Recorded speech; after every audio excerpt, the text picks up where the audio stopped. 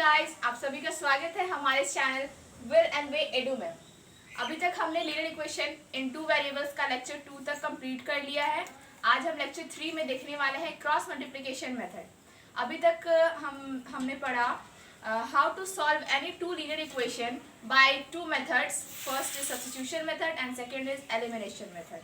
और आज हम लोग पढ़ने जा रहे हैं क्रॉस मल्टीप्लिकेशन मेथड।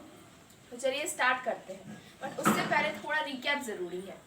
तो हमने अभी तक पढ़ा है सब्स्टिट्यूशन मेथड, जो कि था किस चीज़ को सॉल्व करने के लिए, किसी भी दो लीनियर इक्वेशन को सॉल्व करने के लिए, जहाँ पे हम किसी एक वेरिएबल के ही रूप में उसका वैल्यू निकालते हैं। उसके बाद उसको किसी दूसरे इक्वेशन में सब्स्टिट्यूट करके दोनों वेरिएबल्स का वैल्यू हम लोग फाइंड करते हैं।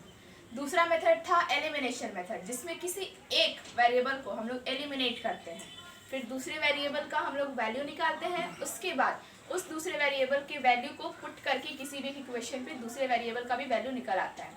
फिर हमने पढ़ा था ग्राफिकल मेथड, जिसमें हमने 3 केसेस फॉलो किए थे। पहला केस जिसमें दो इक्वेशंस की जो लाइन थे एक दूसरे से इंटरसेक्ट करते थे किसी एक पॉइंट पे, जिसका मतलब हमने बताया था कि दोनों इक्वेशन का सिर्फ एक और एक यूनिक सॉल्यूशन होगा। दूसरा केस में हम लोगों ने पढ़ा कि जब कोई दो इक्वेशंस के लाइन ग्राफ में पैरेलल हो एक दूसरे से, तब इसका मतलब होता है नो सॉल्यूशन, जीरो सॉल्यूशन। उन दोनों इक्वेशन का जीरो सॉल्यूशन हमें मिलेगा। और थर्ड केस हमने पढ़ा ये कि जब ग्राफ में जब दोनों इक्वेशंस के लाइन एक दूसरे पर कोइंसाइड कर दें, मतलब उन लोगों के मीटिंग पॉइंट इनफाइनाइट हो, तो उनके सॉल्यूशंस भी क्या होते हैं, इनफाइनाइटली मेनी होते हैं, मतलब ढेर सारे होते हैं, एक दो नहीं ढेर सारे होते हैं।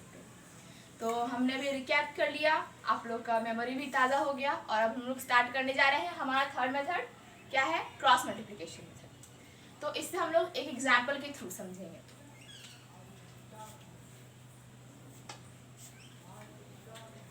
Let us take an example.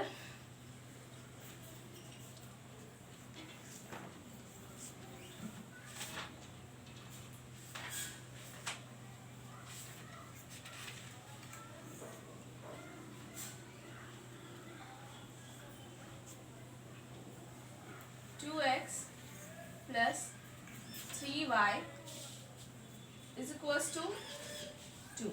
इसको हम लोग कैसे लिख सकते हैं, 2x प्लस 3y माइनस 2 लिख सकते हैं। इधर आकर माइनस हो जाता है, क्या बच गया, ये हमारा क्या हो गया, इक्वेशन नंबर 1। इक्वेशन नंबर 2 क्या है, x minus 2y is equals to 8। इसको भी हम लोग ऐसे लिख सकते हैं, माइनस 8 इक्वल्स टू 0। ये क्या मिला स्टूडेंट्स, हमारा इक्वेशन नंबर 2। तो चलिए इसे सॉल्व करते हैं। हालांकि ये मेथड थोड़ा कॉम्प्लिकेटेड होता है, ज़्यादा पूछता नहीं है बोर्ड्स में। एक दो क्वेश्चन अगर पूछ भी देते हैं तो उसमें लिख देता है कि इस मेथड से सॉल्व करके बताइए, ठीक है। तो अब हम लोग इसको सॉल्व करने का तरीका देखते हैं। सबसे पहले यहाँ पे हम लोग को स्ट्रक्चर बनाना है, स्ट्रक्चर वाइज इसको फॉलो करेंगे तो ये इजीली बनेगा।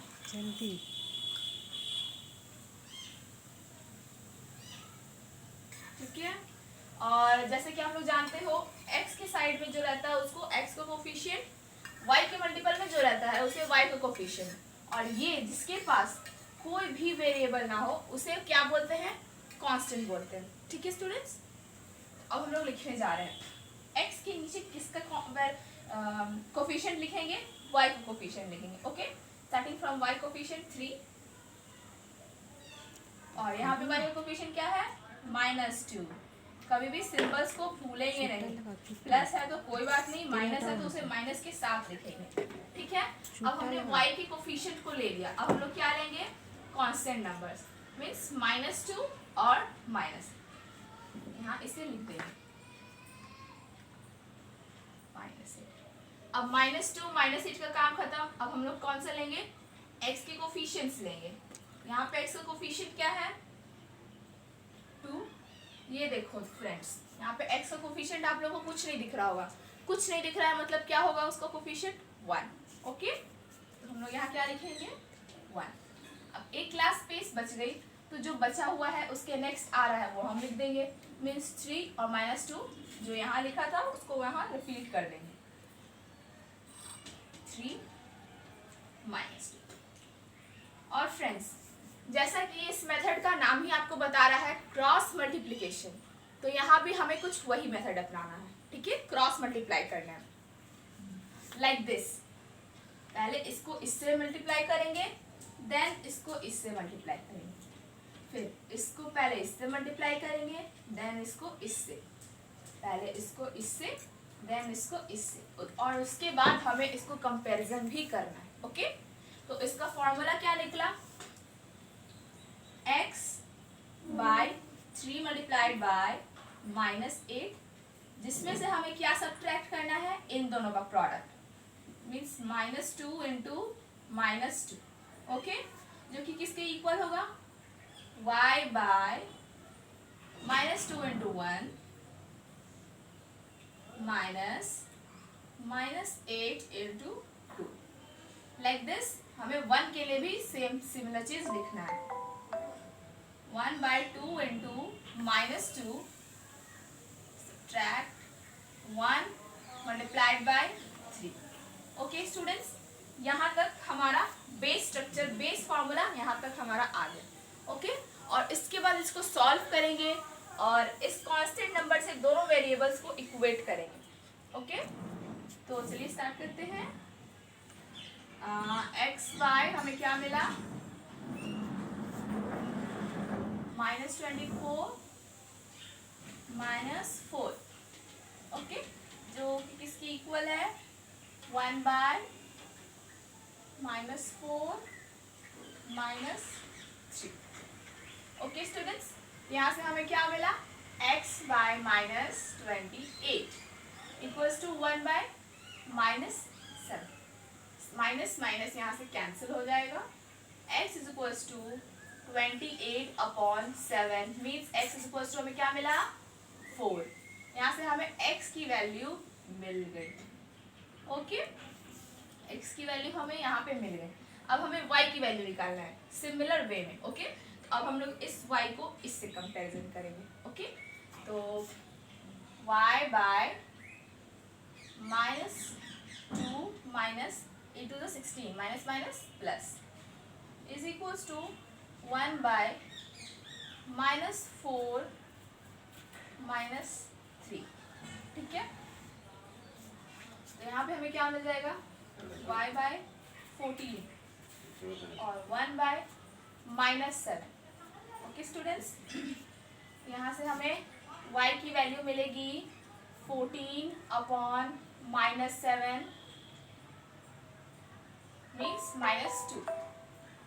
ओके, यहाँ से हमें x की वैल्यू 4 और y की वैल्यू -2 मिली। ठीक है, और जहाँ तक हमने सीखा था कि किसी भी इक्वेशन का वैल्यू निकालने के बाद वो वैल्यू एग्जैक्टली करेक्ट है या नहीं, हम उसे चेक करके भी देखते हैं, है कि नहीं। तो अब हम इसे भी चेक करके देखेंगे कि आखिर हम लोग का वैल्यू सही आया है या नहीं। ठीक है, तो यहाँ सबसे पहले लिख लेते हैं, x की वैल्यू हमें क्या मिली, 4 एंड y की वैल्यू हमें क्या मिली, -2। यहाँ हमने लिख लिया। अब हम इसे इरेज करेंगे और इन दोनों में से किसी एक इक्वेशन को चूज करके उस पर फिट करेंगे। सिर्फ मैं इतना इरेज कर लूँगी। ठीक है, तो कोई एक इक्वेशन हम लोग ले लेते हैं, जैसे कि x equation number 2y -8 is equals to 0। ठीक है, तो अब हम इसे चेक करने के लिए हमें क्या लेना पड़ता था, लेफ्ट हैंड साइड मतलब LHS लेना पड़ता था। ठीक है ना, LHS। अब हम इस पे x और y की वैल्यूज पुट करेंगे। x हमारा क्या है, 4, रखेंगे 4 -2 मल्टीप्लाइड बाय y की वैल्यू क्या है, -2, तो 2 मल्टीप्लाइड बाय -8। ठीक है, तो यहाँ से हमें क्या मिला, 4 minus minus plus 4 -8 means 8 - 8 is equals to 0। और RHS हमारा पहले से 0 है, means LHS becomes equals to RHS, means our answer is absolutely correct. तो ऐसे फ्रेंड्स क्रॉस मल्टीप्लिकेशन के क्वेश्चंस को सॉल्व करते हैं। ओके, और अगर आपको कहीं भी इस मेथड को समझने में डिफ़िकल्टी आई हो, मेरे समझाने में कहीं कमी रह गई हो, तो आप हमें कमेंट के थ्रू बता सकते हैं।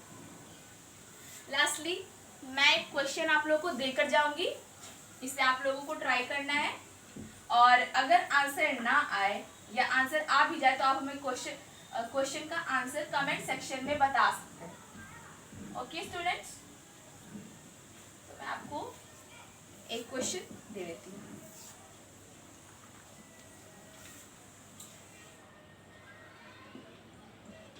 होमवर्क क्वेश्चन, इसे एज अ असाइनमेंट आप बना सकते हैं।